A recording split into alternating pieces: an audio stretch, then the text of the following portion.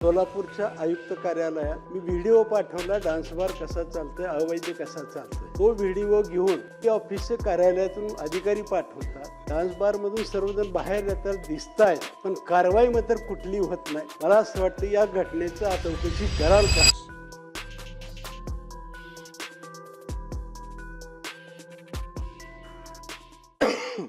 प्रश्न क्रमांक 6 बोलणार आहात का? 5 मी पुकारला बोलला नाही। 5 1 मिनिट। प्रश्न क्रमांक 5। धन्यवाद अध्यक्ष महोदय। अध्यक्ष महोदय, डान्स बार राज्यातला विषय आहे।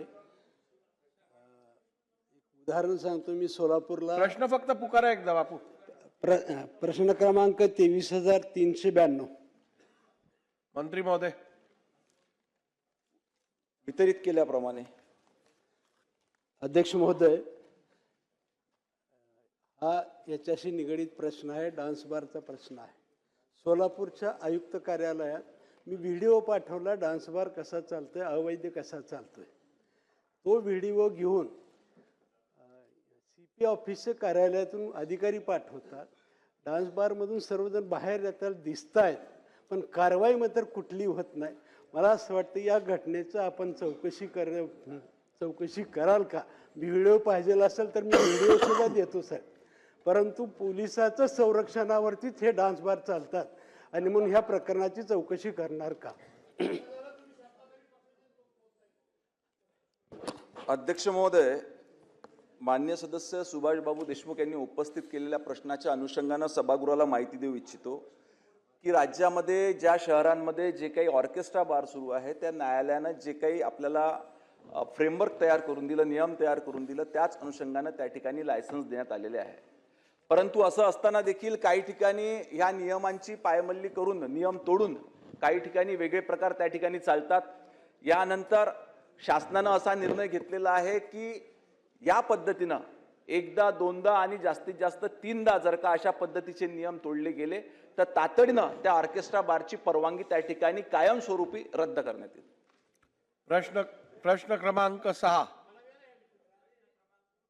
अध्यक्ष महोदय, ग्रामीण दक्षिणला सुद्धा कंदलगाव परिसरामध्ये सुद्धा आपण दिलेलं आहे, पण ह्याच्यापेक्षा जास्त डान्स बार आहेत। ह्याची जरा चौकशी करून त्याच्यावर कारवाई करणार का?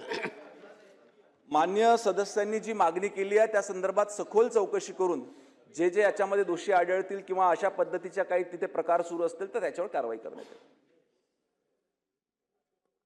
अध्यक्ष महोदय, मंत्री महोदयाने लिखित उत्तर दिलेलं आहे, ते तोंडी उत्तर दिलेलं आहे, ते कारवाई करू वगैरे वगैरे हे नेहमीचीच उत्तर असतात, त्यात काही नवीन नाही। पण मंत्री महोदय, आपल्याला आता मुंबईमध्ये कुठे काय डान्स बार वगैरे आहेत ते माझ्या आयुष्यात कधी मी बघितले नाहीत, परंतु तुम्ही रात्रीच्या वेळेला एकदा पनवेलला जा आणि दिवसाचे एकदा जाऊन बघा। दिवसाचे संपूर्णपणे अध्यक्ष महोदय ते सगळे धाबे, ते बार, ते हॉटेल्स पूर्णपणे बंद असतात, एकही हॉटेल उघडं नाही। परंतु पनवेलच्या बाजूनं मुख्यमंत्री महोदय तुम्ही रात्रीचा प्रवास करून बघा। हा रात्रीचा प्रवास करत असताना आत बाहेर कुठे जायची गरज नाही, मेन हायवेतच मी बोलतोय। दोन्ही बाजूनं इतक्या सगळा नुसता लखलखाट, ते संपूर्णपणे लाइटिंग, तो सगळा आवाज, ते सगळं पब्लिक, हे रस्त्यावर कुठल्या प्रकारचा ऑर्केस्ट्रा बघायला येतं मंत्री महोदय? त्या ठिकाणी कुठलाही ऑर्केस्ट्रा नाही, तर लेडीज बारच त्या ठिकाणी चालतात, डान्स बारच चालतात। हे खात्रीपूर्वक, आता तुमच्यातला कोणतरी लगेच म्हणजे तुला कसा काय माहिती, तू गेला होतास काय? माझ्या आयुष्यात मी कधी गेलेलो नाही, पण दिवसा एकदा जा आणि रात्री एकदा जा, आपल्याला आपोआप फरक जाणवेल। काही वेगळी चौकशी करण्याची गरज नाही।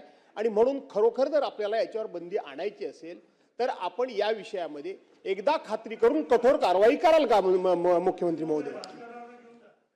नाही अध्यक्ष महोदय, आपल्याला कल्पना आहे की या राज्याच्या विधानसभेमध्ये माननीय RR पाटील साहेब असताना आपण डान्स बार बंदीचं विधेयक आणलं आणि आपण डान्स बार बंदी केली।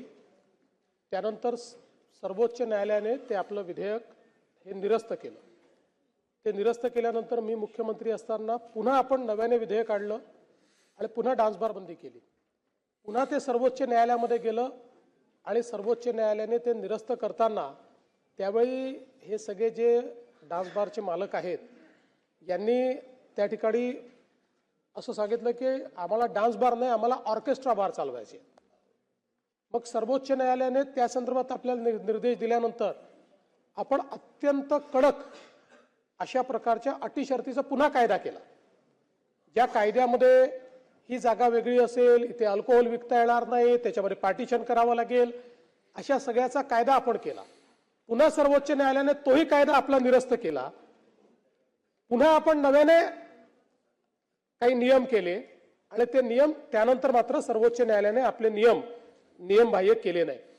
त्यामुळे मुळात तर या सभागृहाचा जो उद्देश होता तो पूर्णपणे 100% बंद करायचाच होता. पण दुर्दैवाने सर्वोच्च न्यायालयाने हे घटनाबाह्य आहे आणि त्याच्यात त्यांना अधिकार आहे अशा सगळ्या गोष्टी केल्या.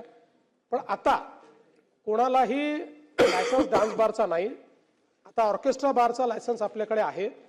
त्याचे काही नियम आपण केलेले आहेत की ज्या नियमांमध्ये ती जागा किती असली पाहिजे, कोणालाही पैसे उडवता येणार नाही, अशा अनेक वेगवेगळ्या प्रकारचे, म्हणजे पैसे उडवले तरी त्याला गुन्हा समजला जाईल असं आता आपल्या कायद्याप्रमाणे आपण केलेलं आहे.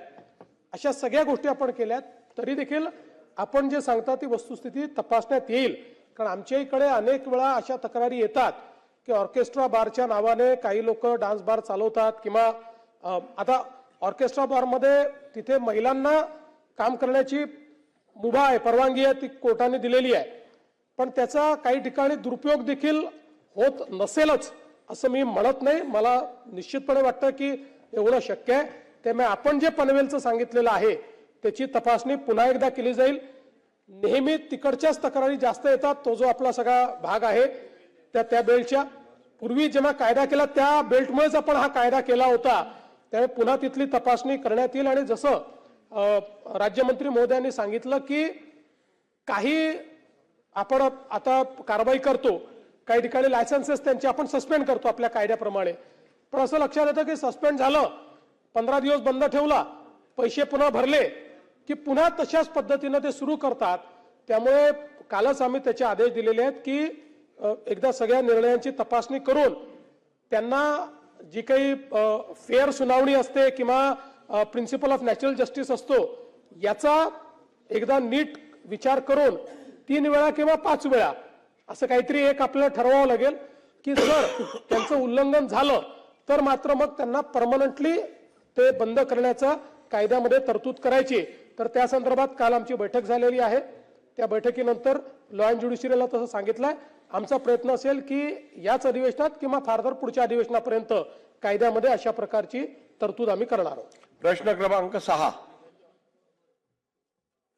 अच्छा.